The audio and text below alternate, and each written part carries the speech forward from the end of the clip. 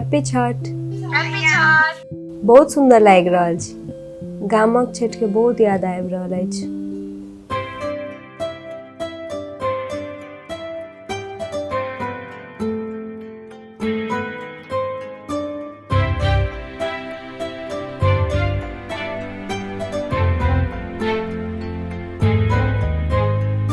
कार्तिक मासे शुक्ल पक्ष छठ घाट किनार, आदित्य देव एलखिन रथ पर सवार।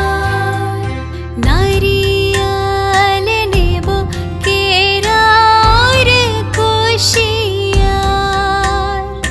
ठकुआ सेहो के बनल अछि प्रसाद। गंगा के घाट जेहन घाट हम बनेलौं, साँझ के अर्घ लेने सब गोटे एलौं।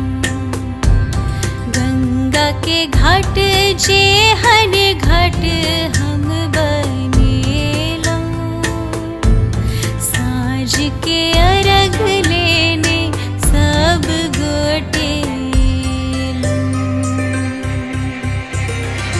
करूं अर्घ स्वीकार छठ मैया दिया स्नेह अपार। छठ मैया करूं अर्घ स्वीकार, छठ मैया दिया स्नेह अपार। छठ मैया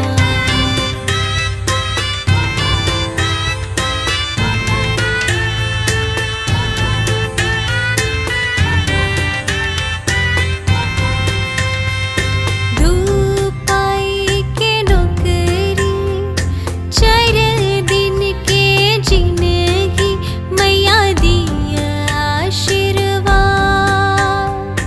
धूपाई के नौकरी, 4 दिन के जिंदगी मैया दिया आशीर्वाद। छठ करी गाँव में सब हक सा दिया दर्शन है। छठ मैया अब बीतल रात, आहाँ बाती हम दिया, आहाँ बिन हम माट। करूं अर्घ स्वीकार, छठ मैया दिया स्नेह अपार। छठ मैया करूं अर्घ स्वीकार, छठ मैया दिया स्नेह अपार। छठ मैया काज ही बस की महंगिया हो दीनानाथ, महंगी नचतक जा।